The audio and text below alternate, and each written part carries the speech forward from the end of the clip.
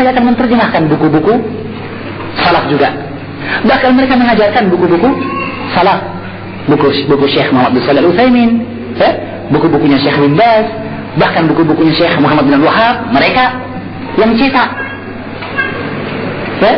Kemudian mereka lah kemudian yang menerjemahkan. Di antara buku yang menerjemahkan mereka adalah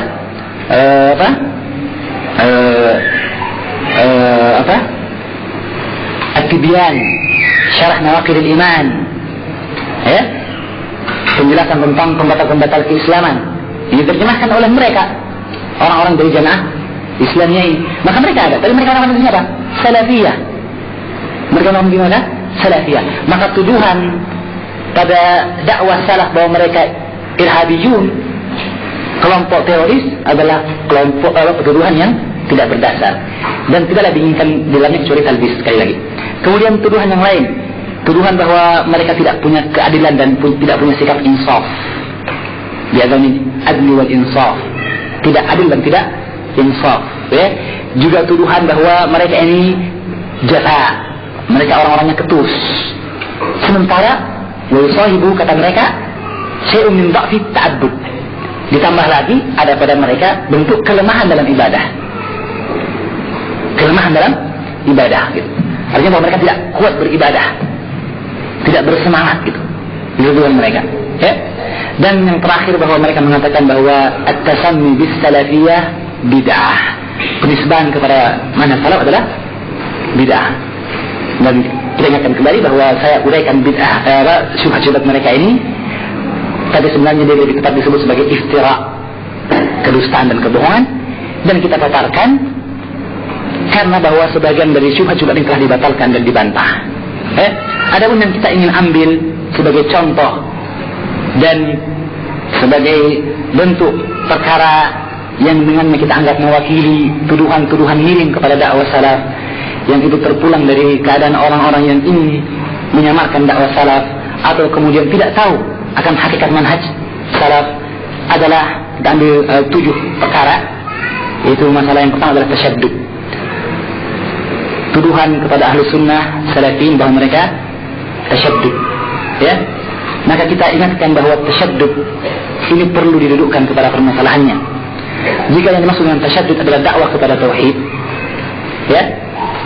mengajak untuk berpegang kepada sunnah Nabi Sallallahu Alaihi Wasallam dan memperingatkan dari syirik dengan kedua bentuknya, syirik akbar dan syirik kecil, dan memperingatkan umat dari bahaya bid'ah dengan segala cara dan jalannya.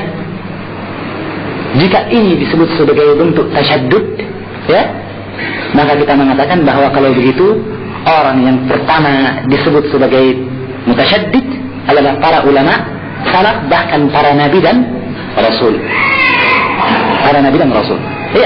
Nabi mengajak kepada tauhid, dan memperingatkan hatta sahabatnya dari perkara-perkara penyimpangan yang bisa mengantar kepada adanya perkara baru dalam agama. Nabi mengingatkan, man amila amalan laisa alaihi amruna fahuwa raddun. Barang siapa beramal dengan amalan yang bukan dari perkara kami, maka dia tertolak. Maka dia kaidah yang tegas dengan kaidah innamal a'malu binniyat, maka dia menjadi timbangan yang adil, timbangan yang benar, timbangan zahir dan timbangan batin. Alhasil bahwa jika semua itu disebut sebagai bentuk tasyaddud, maka berarti orang ini telah menuduh para sahabat atau bahkan para nabi dan rasul sebagai mutasyaddidun, adalah orang-orang yang keras.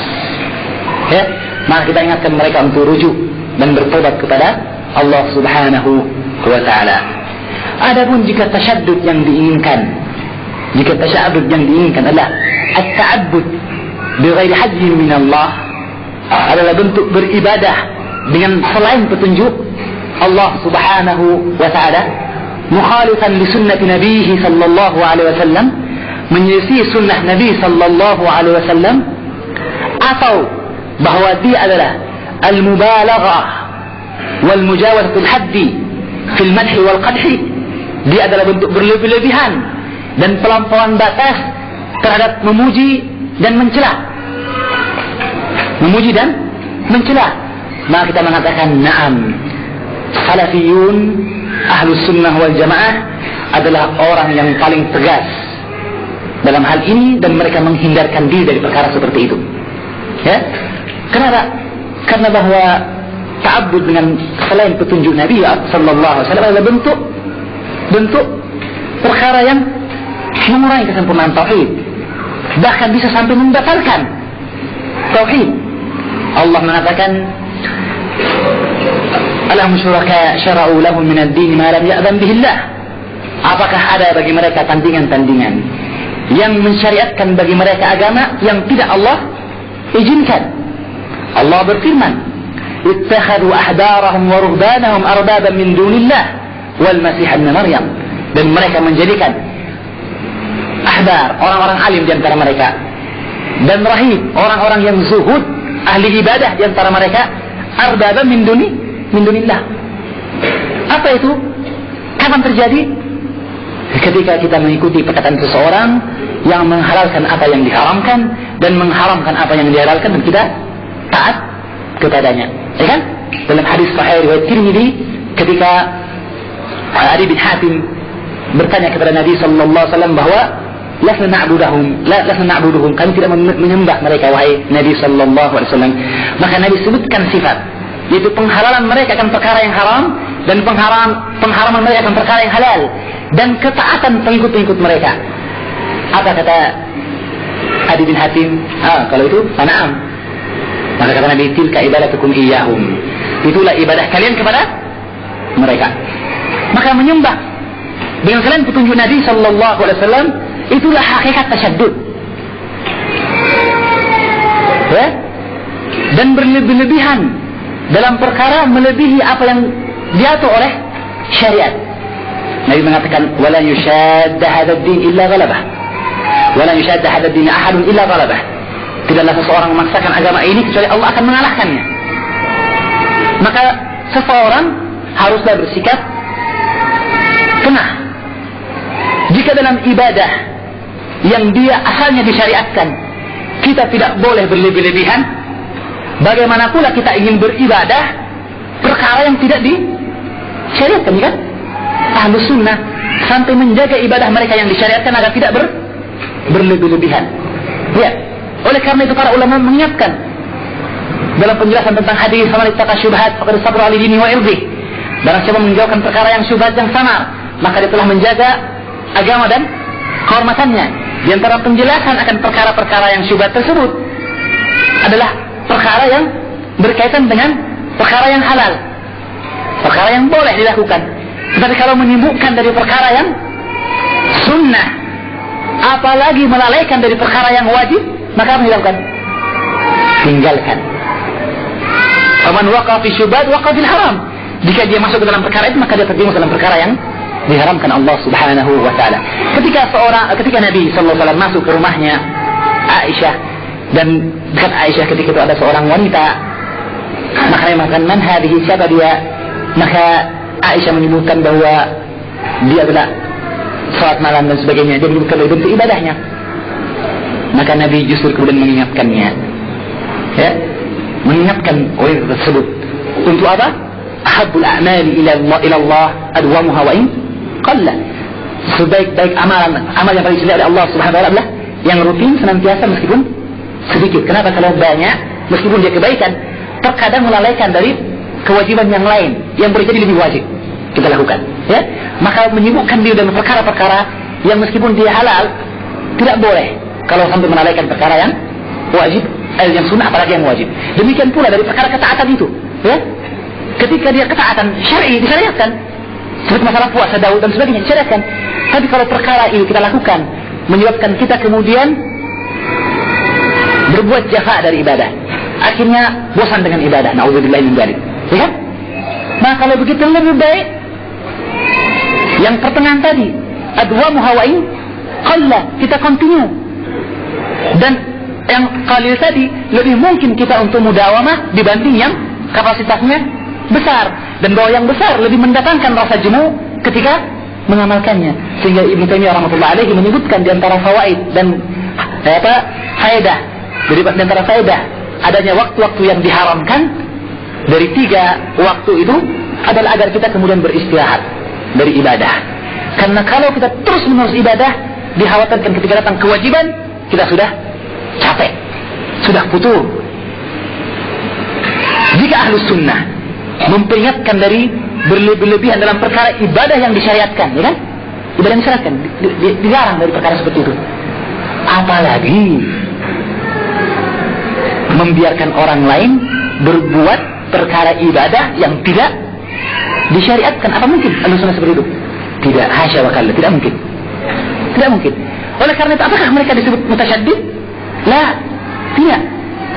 Justru mereka memerintahkan untuk bersikap adil dalam perkara yang disyariatkan. Ya?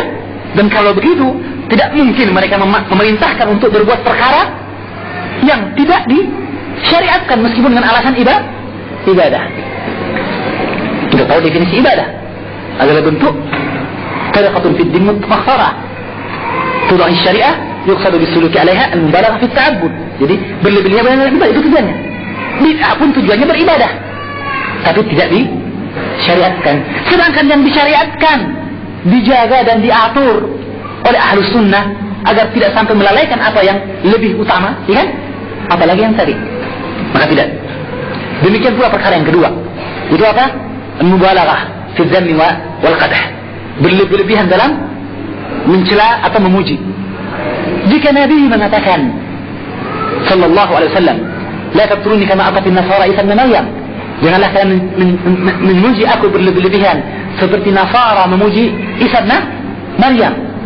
Jika Nabi memperingatkan hal seperti ini akan dirinya, maka bagaimana pula pengikut para Nabi, pengikut Rasulullah sallallahu alaihi wasallam? Maka dia pun memperingatkan umat untuk tidak berlebihan kepada dirinya.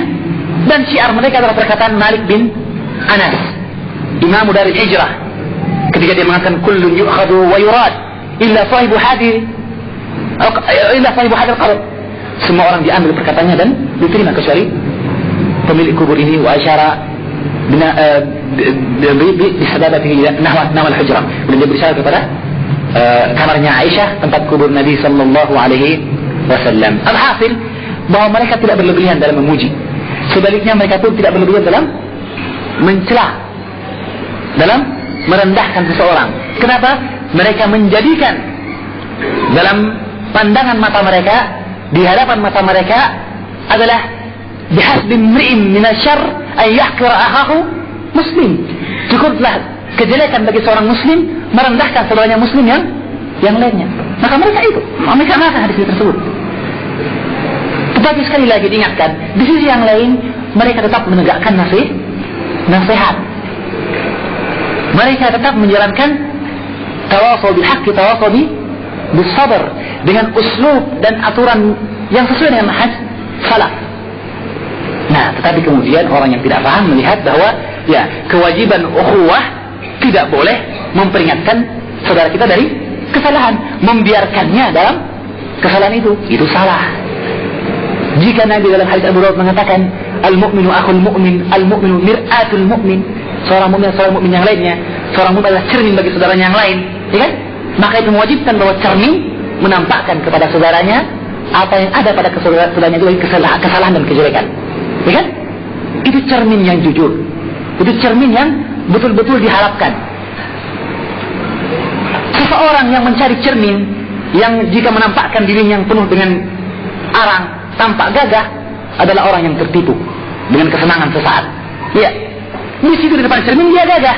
Setelah keluar dari cermin itu, maka dia orang yang terjelek di dunia, ya kan? Apa faedahnya cermin itu?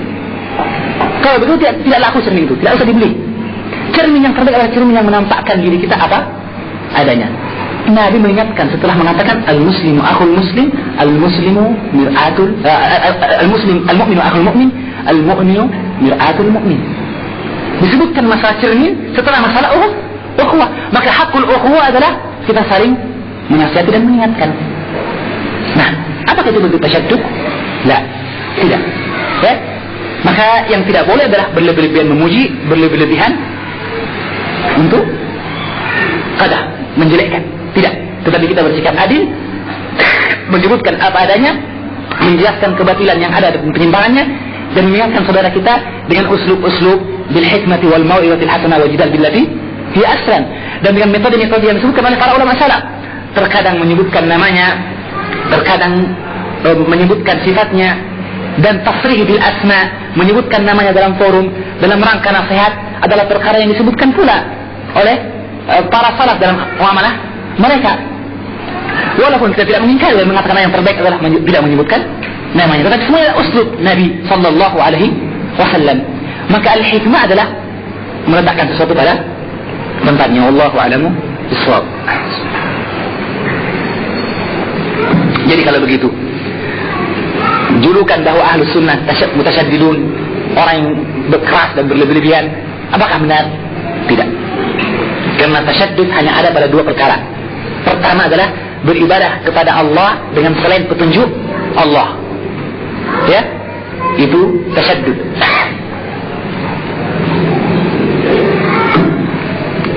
Kemudian yang kedua adalah berlebih-lebihan dalam memuji dan mencela.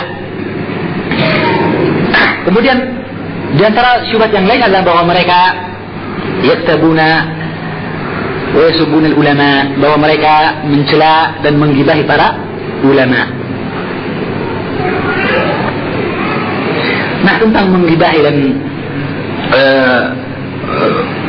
mencela para ulama, maka ini juga adalah bentuk iftira, bentuk kedustaan. Sebab kalau kita lihat, ya, ikhwani fiddin, justru yang paling banyak menggunakan jalan ini, yaitu celaan dan ghibah, adalah selain ahlus sunnah. Selain ahlus sunnah. Hanya saja mereka menggunakan uslub yang makar, uslub yang tersembunyi dan halus. Ya, ketika dia ingin memasukkan bid'ahnya ke dalam saf ahlus sunnah wal jamaah, maka mereka menggunakan istilah tabjil. Kita muliakan para ulama, kita dukung dan sebagainya. Ya, itu mereka lakukan. Ketika kemudian para ulama menasihati mereka, mengingatkan mereka, membantah penyimpangan yang ada pada mereka, serta-merta mereka mengatakan jangan dicela para ulama. Ketika kemudian ditampakkan siapa ulama sebenarnya, maka apa jawaban mereka kemudian? Tampaklah bentuk aslinya, al-waqi'atu ala ahli al-athar, yaitu mencela orang-orang yang berpegang kepada sunnah. Itu yang terjadi. Kalau kita lihat bahwa justru mereka lah yang paling zalikul lisan, paling lancang lidah mereka ketika menyebutkan Syekh Syekh Asy-Syanqiti misalnya, bahwa dia adalah maktabah mutanaqqilah, perpustakaan keliling yang pindah-pindah katanya, ya, orang yang dicetak dengan cetakan lama kata mereka, ya. Ini istilah mereka untuk mencela para ulama, ya. Jadi kata Abdurrahman Abdul Khalid, ketika kemudian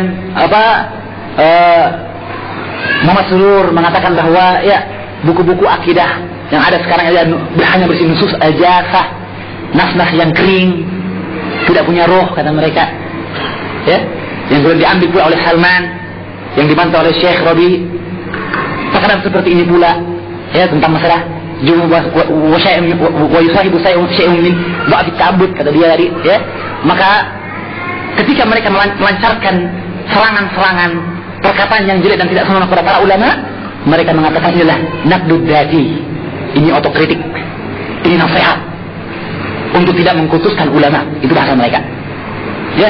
Intinya ingin menampakkan dirinya adil, tidak kutus ulama kata mereka. Ketika dibantah, ketika dijelaskan ketidakbenaran pendapat mereka dan sebagainya, mereka bilang jangan dicela para ulama, artinya kan jangan dicela para ulama. Terus siapa sih yang mencela para ulama? Maka mereka mengarang kitab Luhumul Ulama Masmumah, ya, bahwa daging para ulama beracun, ya. Kalau beracun dimakan pun tidak ada gunanya, malah bunuh diri, ya kan? Kalau begitu jangan didekati. Tapi yang mereka maksud dengan ulama adalah ulama sahwa, ada istilah mereka sekarang, ulama sahwa, ya, itu ulama-ulama yang setiqah dengan mereka, yang punya pemikiran seperti mereka. Maka jangan tanya, jangan cari dalam jadwal ulama sahwa mereka itu Syekh Al-Albani, dia musuh nomor 1. Jangan cari Syekh bin Baz. Mereka telah terlanjur menuduhnya mudahanah, berbasa-basi, ya, pelayan penguasa. Jangan cari nama Syekh Utsaimin sekalipun, meskipun dalam perkara kepepet mereka berdalil tentang Syekh Utsaimin dalam Shahwah al-Islamiyah. Jangan cari, tidak ada nama-nama mereka seperti ini pada mereka. Ya, itu ulama Shahwah menurut mereka. Jadi mereka punya kajian tersendiri untuk para ulama itu. Setelah itu ketika dikritik, disebutkan penyimpangannya, maka mereka mengatakan jangan menggibahi, jangan mencela ulama. Siapa ulama itu? Ulama-ulama yang dia adalah duat, ya. Paling tinggi di antara mereka adalah kemudian adib, ujungnya di situ. Adib itu Sayyid Qutb. Itu ujungnya. Maka akhirnya kita dapatkan bahwa tuduhan ini tidak benar dituduhkan kepada salafiyin. Siapakah yang menggibah? Maka Syekh menjelaskan permasalahan dari sisi siapa ulama itu. Kemudian dari sisi apa ghibah itu. Bahwa ghibah menurut Ahlus Sunnah wal Jamaah ada dua. Al-ghibah al-muharramah, menyebutkan kesalahan orang yang diharamkan, ya kan? Dan yang kedua, al-ghibah al-jaizah syar'iyyah. Ghibah yang dibolehkan, jaizah, bahkan disyariatkan, bahkan diwajibkan dalam bentuk nasihat. Maka para ulama menyebutkan hal itu yang dikumpulkan dalam syair Ibn Abi Zaid, al-qadhu laysa bi ghibatin fi zittatin. Bahwa ghibah bukan atau apa? Al-qadah celaan bukanlah bentuk ghibah pada 6 perkara. Maka kita akan dapatkan bahwa ternyata ghibah yang mereka maksudkan ini berbeda, yaitu mereka mengatakan ghibah yang jaizah sebagai ghibah yang muharramah. Nah, kesalahan persepsi. Di sisi yang lain, ketika mereka menggibahi para ulama, bahkan melecehkan para ulama, mereka mengatakan ini adalah bentuk nasihat. Yakidu bijalan wa yazinu bizanain, menimbang dengan 2 timbangan, mengukur dengan 2 takaran pula. Makanya tidak benar. Kemudian sisi yang lain tentang ulama yang tadi disebutkan ini, siapa sih ulama yang mereka maksud itu? Maka kita akan dapatkan nama-namanya dalam kitab Madarikun Nadhar. Itulah ulama-ulama yang mereka katakan sebagai ulama Shahwah, ulama-ulama yang kata mereka dicela dan digibahi. Baik, kalau mereka ulama, kita lihat pula sekarang siapa yang dianggap menggibahi mereka itu. Apakah Syekh bin Baz yang mengeluarkan fatwa untuk memanggil mereka para dai-dai tadi ini untuk dinasihati, ya kan? Diangkat kepada mahkamah, dinasihati untuk berhenti dari berbicara tahyij, memanas-manasi rakyat dan melecehkan penguasa, dan jika tidak dimasukkan ke penjara dalam rangka memperkecil kejelekan mereka, ya kan? Apakah ini yang disebut sebagai orang yang menggibahi mereka?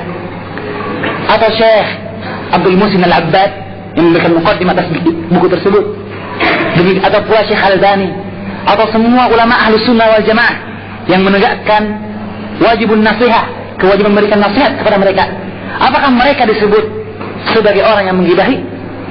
Jika itu kita mengatakan bahwa ternyata yang menggibahi mereka lebih baik dari yang digibahi, ya? Masih lebih baik, ya? Masih lebih akbaru minhum ilma, lebih baik, lebih besar ilmunya dari mereka, lebih banyak, ya kan? Ya, kalau kita lihat sekarang yang menakat ikhwan muslimin, kita akan dapatkan perkataan fatwa para masyayikh tentang hal ini. Maka kita lihat bahwa mereka yang menyebutkan kesalahan, yang dikatakan menggibahi tadi, justru lebih afdal dari orang-orang yang dikritik tadi. Itu kalau dibilang bahwa ini ulama, kalau dibilang mereka ulama.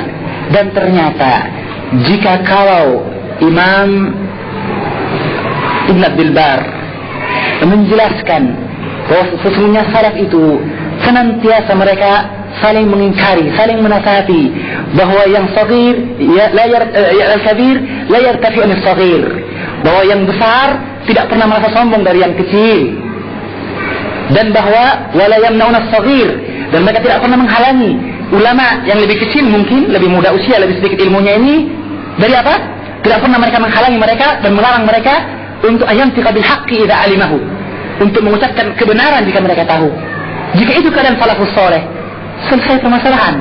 Kalaupun mereka ulama sigar, ini ulama kibar, kalaupun mereka duat dan ini seorang alim, ternyata sifat ahlus sunnah bahwa para ulama di antara mereka saling menasihati, saling mengingatkan. Lalu mengapa? Karena mereka sekarang terbalik, yang dinasihati yang sogir, kecil ini yang dinasihati, yang menasihati yang besar. Maka tidak boleh, masa dituduh mutasyaddid, masa dituduh menggibahi ulama, ya kan? Sedangkan yang menasihati lebih besar. Sedangkan taruhlah yang menasihati lebih kecil, ya enggak? Yang dinasihati lebih besar, apakah diharamkan nasihat? Tidak, ya kan? Tidak, karena perkara adalah perkara ilmu, perkara adalah perkara syariat, bayanul haqqi wa bahdil batil, yang diinginkan. Nah kalau begitu, seperti yang tadi, bahwa kalaupun mereka ternyata ulama kibar, tidak diharamkan untuk dinasihati. Sekarang kenyataan terbalik, mereka duat dinasihati oleh ulama kibar, kok tidak boleh? Dikatakan menggibahi, dikatakan mencela para ulama. Subhanallah, padahal lidah mereka lebih tajam dari mata pedang ketika menyebutkan para ulama kita, para ulama salaf, para ahlus sunnah wal jamaah. Maka ini hakikat yang ada pada mereka.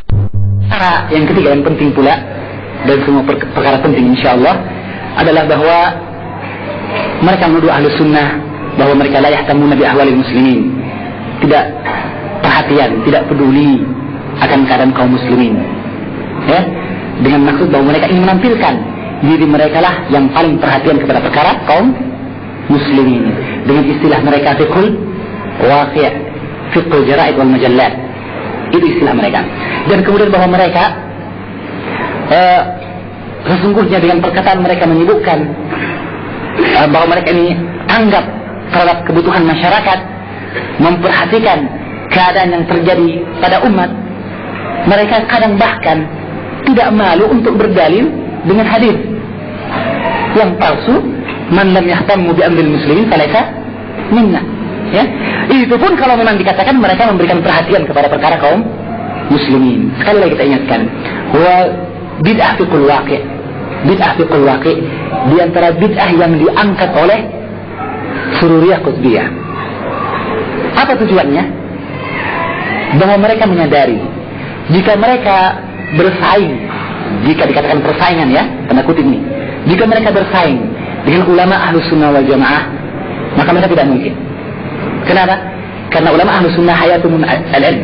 Karena ulama ahlus sunnah hidup mereka adalah keadaan ilmu, ya, mereka menyibukkan diri mereka dengan ilmu. Maka untuk mereka yubaris, menyaingi ulama salaf dalam masalah ilmu tidak mungkin, ya. Kita lihat semua kelompok punya ulama, ya enggak? Dari marja yang akhir, tempat kembali terakhir kemana? Ulama ahlus sunnah juga, tidak. Sehingga ada istilah mereka, kata mereka, jamaah-jamaah yang ada itu ibarat bidang spesialisasi, kata mereka, ya. Ada yang spesialisnya masalah ilmu, ya. Ada yang masalah politik, ada yang masalah hati, kan gitu. Ketika ditanya, "Taib, kemana nanti bertanya mereka?" Kepada orang berilmu dong, ya kan? Masa menjalankan politik tanpa ilmu? Ya tidak mungkin. Masa membersihkan hati bukan dengan ilmu, ya kan? Hati bukan piring yang kotor dibasuh dengan spons dan sebagainya, tidak. Harus dibersihkan dengan ilmu. Innama syifaul ayat soal, soal, dan soal adalah miftahul ilm. Bertanya adalah kuncinya ilmu, maka dengan ilmu semua. Maka akhirnya ujung-ujungnya mereka akhirnya harus mengakui, kalau begitu ulama salaf tempat kembali, karena mereka lebih menguasai ilmu syar'i tentu saja, bukan ilmu fisika, ilmu matematika, bukan, ya, apalagi akuntansi. Tetapi bahwa ya, mereka tidak mampu untuk menyaingi ulama salaf. Maka mereka punya cara yang lain. Apa itu? Fiqhul jara'id wal majallat. Ya, fiqhul jara'id wal majallat itu apa? Menelaah dari sisi apa? Dari buku, koran-koran, edisi yang terbaru, edisi yang terlama, dipelajari semua, ya. Dengan alasan bahwa kita menyibukkan dengan perkara kaum muslimin. Itulah yang disebut fiqhul waqi'. Dan fiqhul waqi' ini bukan masalah mudah. Syekh Saleh Al-Syekh punya bantahan yang tegas sekali tentang masalah fiqhul waqi' ini, di mana dia mengatakan bahwa untuk menggandengkan kalimat ini saja sudah masalah. Fikih digandengkan dengan waqi' sudah masalah. digandengkan. Sudah masalah itu. Kenapa? Karena waqi kenyataan. Sedangkan fikih berarti dia ilmu. Dan tidak ada dalam ulama salaf adanya ilmu tertentu tentang waqi itu. Tidak ada. Maka penggandengan yang batil. Tidak benar. Dan beliau adalah pengetahuan yang tegas sekali. Karena akhir intinya bahwa fikul waqi ini tadi, disinilah mereka merasa mampu untuk menyanyi para ulama. Kenapa? Karena mereka punya kemampuan menjangkau media dan menguasai teknologi informasi yang kata mereka lebih baik daripada para masyayikh. Masyayikh itu hanya dikelilingi maktabah saja. Kan? Itu kata Abdul Khalid. Maktabah saja, ini maktabah saja. Keluar dari maktabah. Adapun kami, keluar ke sana kemari. Baca ini itu. Kalau begitu kami lebih menguasai keadaan. Miskin mereka. Mereka tidak tahu bahwa kenyataannya bahwa kalaupun ada kenyataan-kenyataan yang terjadi di dalam masyarakat, kita mau putuskan dengan apa? Ya? Tidak mungkin kecuali dengan ilmu syariat. Tidak mungkin. Dengan akal semata tidak bisa. Dengan ilmu syariat. Oleh karena itu kemudian mereka dengan pengakuan menguasai ilmu waqi itu sendiri, akhirnya mereka adalah orang yang paling pertama menyelisihi, orang yang paling pertama jahlun bil waqi, orang yang paling jahil terhadap waqi. Ya enggak? Jelas itu. Kenapa? Karena waqi itu seperti pasar bursa, berubah setiap waktu. Ya. Maka kalau kita berubah setiap waktu, kita pun harus punya telaah setiap waktu pula. Hari ini kita pilih partai ini, ya. Ini yang paling masalahnya paling besar ini. Kita berpikir sehari semalam, ya, bahkan sampai musyawarah Dewan Asatidz untuk memikirkan apa yang terbaik bagi umat. Ya, Dewan Asatidz mungkin 10 orang, 20 orang memikirkan dengan luar biasa. Mungkin dana besar luar biasa disumbangkan, ya kan?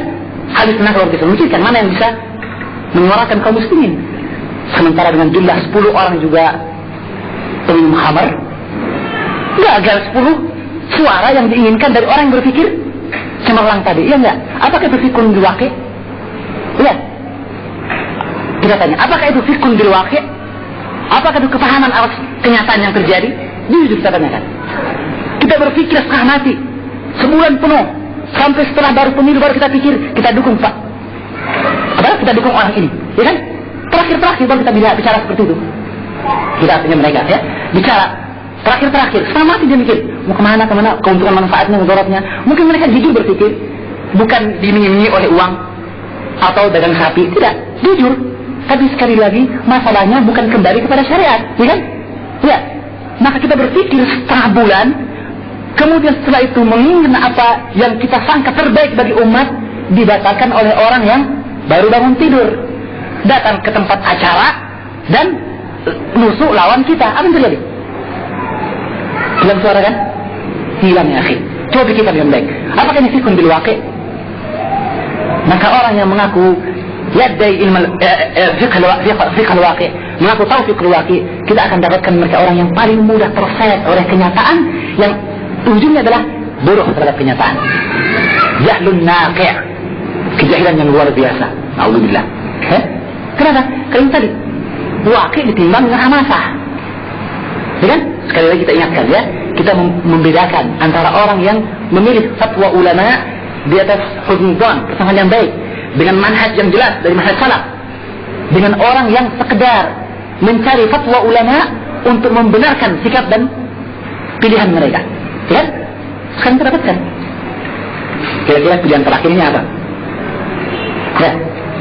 Wahai orang-orang yang mengetahui perkara waqi', wahai orang-orang yang memperhatikan keadaan umat, kira-kira antum mau pilih yang mana? Ya? Naam, kaidah hafudz dararain adalah perkara yang syar'i, perkara yang datang kepada Al-Quran dan Sunnah tentang dalilnya, ya kan?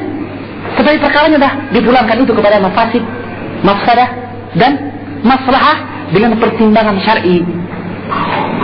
Maka kita lihat sekarang kenyataannya. Ya, wallahu a'lamu bishawab. Maka ya khani fiddin, sekali lagi fikul waqi ini perkara yang bahaya. Dan antum jangan bilang bahwa ini kan mungkin Ustaz, orang yang menyelidiki kita dalam masalah fikul waqi ini sudah tobat, sudah tidak lagi menyebutkan dalam perkara seperti itu, ya. Tapi kita mengatakan itu adalah hanya iddia, itu hanya pengakuan, ya. Antum tidak tahu perkembangan yang ada di minan dakwah ini, ya kan? Tentang keterlibatan orang-orang tersebut dalam perkara waqi ini. Tidak ada. Dan ketika mereka menyusun satu bentuk manhaj dakwah, saya belum tahu apakah ini resmi dari mereka atau tidak. Yang jelas bahwa disebutkan poin-poin dari manhaj dakwah tersebut, di situ tampak pula ketika mereka mengatakan bahwa kita menghormati para ulama, tetapi kita mengembalikan perkara-perkara kepada ulama kontemporer. Ya, ulama kontemporer itu ulama apa namanya istilahnya sekarang? Kalau dalam di bahasa Arab kan ulama ada dulu. Ulama fikih, waqi lagi. Kontemporer sebenarnya kenyataan, kan? Jadi dibungkus bagaimanapun namanya bangkai kelihatan. Lihat. Maka kita mengajak mereka dan mengajak ikhwan-ikhwan kita yang menginginkan manhaj untuk cermat dan memperhatikan hal ini. Untuk tidak tahazzub dan ta'assub, sehingga kemudian menutup kita dari melihat apa yang ada dan tampak di hadapan kita dari kebenaran itu. Sudah banyak para salaf kita yang tertipu, tapi kita inginkan penjelasan kepada mereka bahwa itu bukti. Itu bukti. Saya dapatkan tentang bentuk-bentuk manhaj tersebut dengan lambang yayasan di depannya. Ya? Kalau kita mengatakan bahwa ini belum resmi, nah kita mengatakan bahwa sebenarnya belum tentu ada satu perkara yang resmi, tetapi bahwa jelas terlihat di situ apa yang kita sebutkan dari perkara fiqhul waqi ini. Jadi bahwa fiqhul waqi itu terlahir dari keinginan mereka untuk tampak melibatkan diri dengan keadaan umat. Dan antum tahu bahwa kelompok-kelompok yang sesat melihat titik permasalahan keadaan umat pada masalah apa? Masalah apa? Masalah ibadah kah? Masalah tauhid kah? Atau masalah sunnah bid'ah kah? Perkara apa yang dilihat oleh kelompok-kelompok yang menyimpang dari Ahlus Sunnah sebagai perkara pertama, perkara pokok? Perkara al-hukmu, hukum. Ya enggak? Karena itu ada masalah apa? Tauhid hakimnya. Masalah hukum yang jadi dasar. Karena itu pula Hasan al-Banna mendirikan gerakan Ikhwanul Muslimin untuk ikut dalam partai politik, bergabung dengan Hizbul Wahdi. Ya kan? Kita lihat, ternyata asal dari penyimpangan mereka adalah permasalahan politik. Tujuannya apa? Menampilkan bahwa mereka memperhatikan keadaan umat. Sekali lagi, keadaan umat. Maka tampaklah bahwa mereka menangisi keadaan umat. Mereka betul-betul ingin membimbing umat. Ya? Tetapi sesungguhnya bahwa seperti dalam syair, awrada Sa'ad wa Sa'ad mustamil, ma hakadha wa Sa'ad turidul ibla. Ya? Saat ini ingin menuntun onta, tetapi tidak begitu caranya, dengan menutupi badannya. Bagaimana dia menuntun? Sedangkan dia sendiri tertutup, tidak melihat jalan. Ya? Dia ingin menuntun onta, sementara dia mustamil, terikat dan terlilit. Bagaimana mungkin? Ya? Dia akan jatuh dan diinjak oleh onta, ya kan? Itu jelas. Nah, demikian pula hanya dengan orang yang ingin menuntun umat dari jalan keterpurukannya. Sisi pertama adalah kesalahan dalam melihat asludda, asal penyakit umat. Apa asal penyakit umat yang hakiki? Adalah ilmu. Ya? Dan obatnya adalah rujuk ila din, kembali kepada agama. Tetapi mereka melihat asal penyakit umat adalah jatuhnya khilafah, ya enggak? Ya, hilangnya kekuasaan. Oleh karena itu, ikhwan fillah, mereka mentarbiah anak-anak mereka untuk apa? Munaza'ah, berdebat dan berkeras untuk menyanyi setiap lembaga-lembaga, setiap organisasi-organisasi yang mungkin kita untuk jaya, ya enggak? Ya, sejak kecil ditarbiah untuk itu. Apa itu? Pokoknya kalau ada kesempatan, rebut. Maka terbiasa kita, mungkin sejak SMP jangan-jangan, terus menjadi ketua OSIS untuk merubah umat, iya enggak? Setelah itu SMA, ya, ketua kerohanian, ya. Setelah itu mulia, ketua ini. Dengan apa? Secara kita, orang itu akan, kalau kita sudah jadi pimpinan, kita tinggal perintah, kamu ikut, kamu, ya, tunduk, dan sebagainya. Dengan mudahnya kita mengatur umat. Za'amu, itu sangkaan kita. Dan itu dibangun kepada kaidah asal, memandang bahwa titik penyakit umat adalah pada kekuasaan. Apakah betul seperti itu? Salah, tidak demikian. Bahkan Nabi memperingatkan dari meminta imarah, la tatlubu imarah. Jangan minta-minta kedudukan, ya kan? Tetapi bahwa bukan berarti Ahlus Sunnah menolak kalau diberikan kedudukan. Mereka terima. Tapi mereka mensyaratkan diri mereka untuk berpegang kepada Al-Quran dan Sunnah, dan menjauhkan diri dari hizbiyah dan berpegang kepada manhaj salaf. Itu pegangan mereka. Kalau kemudian karena bicara seperti itu, mereka dianggap, wah, kamu bukanlah orang yang kami cari, bukan orang yang kami idamkan, bukan orang yang mampu menyuarakan hati umat, kita pun akan turun dan menerima meskipun diturunkan, ya kan? Itu Ahlus Sunnah. Dan mereka tidak mencari. Adapun mereka, apa yang dilakukan? Mencari. Sejak awal dididik kita seperti itu, ya? Seolah-olah kekuasaan adalah penentu, dan kalau kekuasaan dipegang pasti semua ikut. Benarkah itu? Ya, Erdogan telah mencobanya. Seorang tokoh dari Ikhwan Muslimin di Turki menjadi Perdana Menteri. Apa yang terjadi? Kata Syekh Muhammad Abdul Wahab Al-Wasabi, apa yang terjadi? Al-Aqid, mereka telah mencobanya. Apa yang terjadi? Kita tidak bisa menerapkan syariat Islam. Ketika ditanya, kamu pegang kekuasaan kok tidak menerapkan syariat Islam? Apa kata dia? Saya tidak mampu, tidak ada pendukung. Baru tahu sekarang bahwa yang dicari adalah apa? Kekuasaan dipegang tapi tidak ada dukungan, kan percuma juga. Bukan berarti bahwa dukungan menjadi nomor satu, tidak. Intinya adalah bahwa semangat menerapkan syariat itu sendiri belum tumbuh dari umat, iya enggak? Bahkan umat memandang menegakkan syariat adalah bentuk keterbelakangan. Maka kalau begitu butuh ilmu untuk menyampaikan kepada mereka terlebih dahulu. Terkadang mereka menolak karena mereka tidak tahu. Sampaikan ilmu terlebih dahulu. Nasihati hakim, penguasa, dan mahkumin, dan rakyat. Dan dilakukan. Adapun menguasai hukum berhasil, seperti di Aljazair, ya kan? 99% menguasai, ya, parlemen. Apa yang terjadi? Ketika dijatuhkan, dihapus parlemen yang terjadi, serta mengirim permintaan bantuan dan pertolongan, minta dukungan dari parlemen internasional. Ya, ini apa? Parlemen internasional termasuk dalamnya apa? Orang-orang Yahudi, ya kan? Parlemen Yahudi juga kan? Kenapa mereka istighfar kepada parlemen, tidak istighfar kepada Allah Subhanahu Wa Taala? Ya, kan aneh. Menunjukkan bahwa ternyata hukum pun didapatkan, tapi Allah tidak meridai. Ya kan? Karena caranya tidak benar. Dan ketika betul terjadi ujian dari Allah, tidak kuat kita untuk kembali kepada manhaj salaf, sehingga mereka menyimpang dengan mengharapkan bahwa umat akan perhatian. Bahkan orang kafir termasuk Israel bantu kita. Subhanallah. Ya, apakah ini bentuk fahmul waqi', bentuk pemahaman akan kenyataan? Tidak kan? Tidak. Maka ini perkara yang penting kita ingatkan kepada ikhwah seluruhnya, bahwa ihtimam bil ilmi yang adalah perkara jalan keluar bagi umat, ya? Bahwa sesungguhnya jalan kepada ilmu, meskipun dia panjang, dia adalah jalan yang paling ringkas, aqsad tariq, jalan yang paling mengantar kepada tujuan. Cuman kita juga tidak boleh lemah dalam melangkah.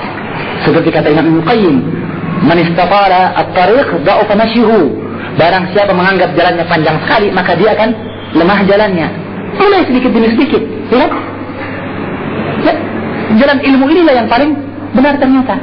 Oleh karena itu batal syubhat mereka sekaligus ketika mereka mengatakan bahwa dakwah salafiyah tidak keluar dari masjid.